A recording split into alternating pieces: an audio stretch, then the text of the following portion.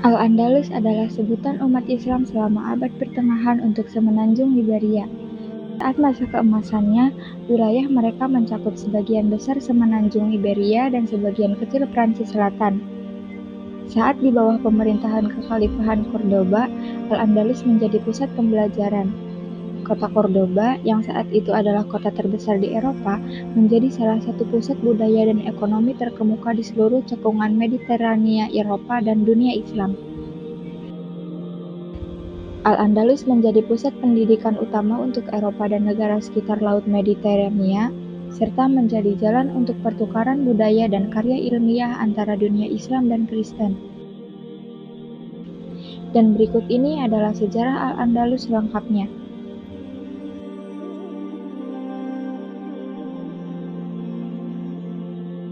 Saat masa kekhalifahan Umayyah dipimpin oleh Walid I di tahun 711 Masehi, seorang komandan yang bernama Tariq ibn Ziyad memimpin pasukan kecil yang terdiri dari orang-orang yang baru saja masuk Islam. Mereka mendarat di semenanjung Iberia, kemudian berkemah di kaki gunung yang selanjutnya dinamai menurut namanya, Jabal al-Tariq atau Gibraltar. Pasukan Tariq berisi sekitar 7.000 penunggang kuda orang barbar, sedangkan penguasa wilayah itu, Raja Roderick, mengumpulkan pasukan yang berjumlah 100.000. Namun, sebagian besar pasukan tersebut tidak terlalu loyal pada Raja Roderick. Singkat cerita, Tariq akhirnya bisa memenangkan pertempuran yang menentukan ketika Roderick dikalahkan dan dibunuh pada tanggal 19 Juli di pertempuran Guadalete. Kemudian, Tariq menjadi pasukannya menjadi 4 divisi yang kemudian menaklukkan Cordoba di bawah komando Mughith al-Rumi. Begitu pula dengan Granada dan kota-kota lain. Sementara itu, Tariq tetap menjadi kepala divisi yang menaklukkan Toledo. Setelah itu, pasukan tersebut terus bergerak ke utara sampai ke Guadalajara dan Astorga. Dan akhirnya, sebagian besar semenanjung Iberia menjadi salah satu provinsi kekhalifahan Umayyah dan disebut Andalus. Namun, pada tahun-tahun setelah penaklukan, hubungan antara orang Arab dan Barbar di Al-Andalus menjadi tegang karena terdapat perbedaan kasta di antara kedua etnis tersebut. Populasi etnis Barbar jauh melebihi jumlah orang Arab di provinsi Barut itu, dan kebanyakan orang Barbar telah turut serta pada sebagian besar pertempuran. Mereka juga diberi tugas yang lebih keras, misalnya menertibkan daerah yang bermasalah. Sampai pada tahun 729 Masehi, komandan barbar yang bernama Maulus telah memberontak dan berhasil membentuk negara sendiri untuk sementara waktu.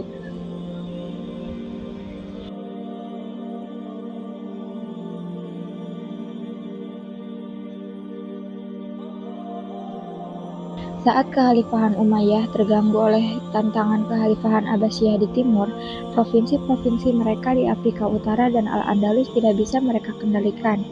Sampai akhirnya, sekitar tahun 745 Masehi, klan Fihris merebut kekuasaan pada provinsi-provinsi Kekhalifahan Umayyah di Afrika Utara dan Al-Andalus.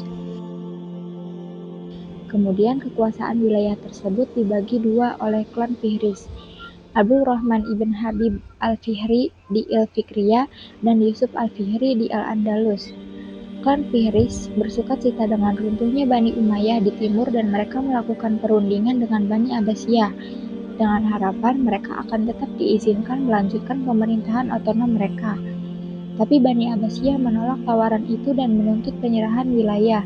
Karena tidak terima, kemudian klan Fihris menyatakan kemerdekaannya dan mengundang Bani Umayyah yang terguling untuk mengungsi di wilayah kekuasaan mereka.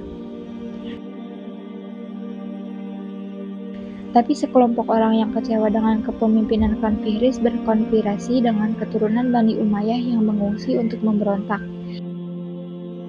Lalu, di tahun 756 Masehi, pangeran dari Bani Umayyah yang bernama Abdul Rahman I menggulingkan Yusuf al-Fihri dan menyatakan dirinya sebagai amir dari Cordoba.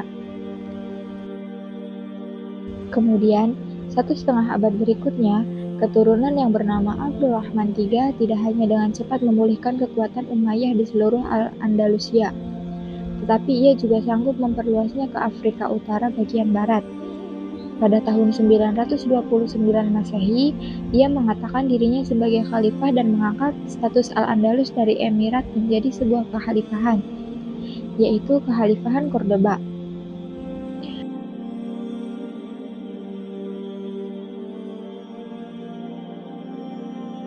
Pada periode kekhalifahan ini, Al-Andalus mencapai zaman keemasannya dengan menerapkan sistem pertanian dan kebijakan ekonomi yang baru, membuat daerah di sekitar Cordoba dan beberapa kota di Al-Andalusia menjadi daerah dengan ekonomi pertanian yang paling maju di Eropa saat itu.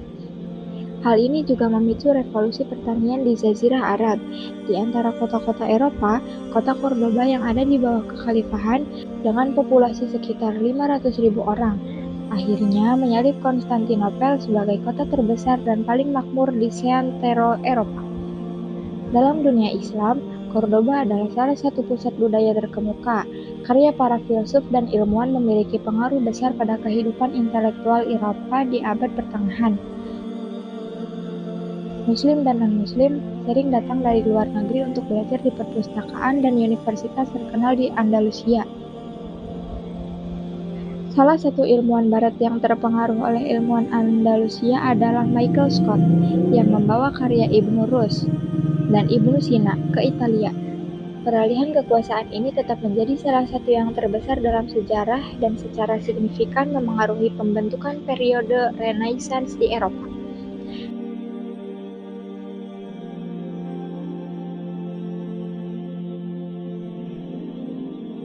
Memang, kejayaan tidak akan bertahan untuk selamanya.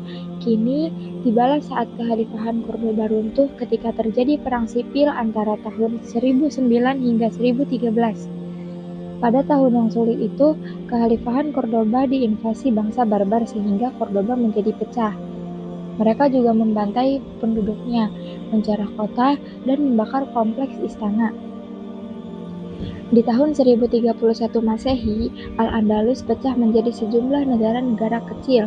Negara besar yang berpengaruh disebut Taifas. Setelah tahun 1031, Taifas terlalu lemah untuk mempertahankan diri dari serangan dan tuntutan upeti dari negara-negara Kristen di utara dan barat, yang dikenal oleh umat Islam sebagai bangsa Galicia. Akhirnya, beberapa negara pecahan kekhalifahan Cordoba itu ditaklukkan oleh bangsa Galicia, sehingga para raja Taifas yang masih merdeka mencari bantuan ke bangsa barbar di Afrika Utara. Tapi mereka dicaplok juga oleh bangsa barbar. Dari pertengahan abad ke-13 hingga akhir abad ke-15, satu-satunya wilayah yang tersisa dari Al-Andalus adalah Emirat Granada, yang menjadi benteng Muslim terakhir di semenanjung Iberia. Emirat ini didirikan oleh Muhammad ibn al-Ahmar pada tahun 1230 dan diperintah oleh dinasti Nasrid, dinasti yang paling lama memerintah dalam sejarah Al-Andalus. Tapi Emirat Granada masih harus mengirim upeti kepada kerajaan Kastilia. Kota Granada berfungsi sebagai tempat perlindungan bagi Muslim yang melarikan diri selama Reconquista atau penaklukan ulang oleh kerajaan-kerajaan Kristen. Saat itu, Granada menerima banyak Muslim yang diusir dari daerah-daerah yang dikuasai Kristen, sehingga mereka memperbesar kota, bahkan sampai menjadi satu kota yang terbesar di Eropa sepanjang abad ke-15 dalam hal populasi.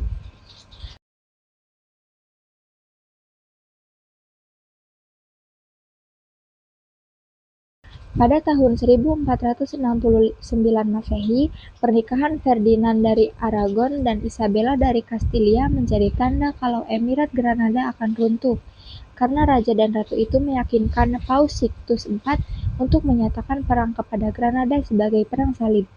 Lalu, serangan pun dilancarkan, sampai akhirnya pada tanggal 2 Januari tahun 1492, setelah pengepungan yang panjang, Sultan terakhir dari Emirat Granada, Muhammad XII, menyerahkan kota beserta seluruh isinya. Kini umat Islam yang bermukim di kerajaan Kastilia berjumlah 500 juta. Namun, setelah Muslim gugur, 100.000 orang telah meninggal atau diperbudak, 200.000 orang bermigrasi, dan yang lain tetap sebagai masyarakat minoritas. Banyak elit Muslim, termasuk Muhammad XII, telah diberi area pegunungan Al-Fujairah sebagai kerajaan. Di tahun itu, kaum muslim di Granada masih diizinkan untuk terus mempraktikkan agama mereka. Tapi di tahun 1502 Masehi, raja-raja Katolik memaksa semua muslim yang hidup di bawah kekuasaan Kastilia berpindah agama. Kemudian, keturunan muslim Moriscos menjadi sasaran pengusiran dari Spanyol antara tahun 1609 dan 1614. Akhirnya, sekitar tahun 1727 Masehi, setelah terjadinya tragedi penuntutan massal, Islam asli dianggap telah padam di Spanyol.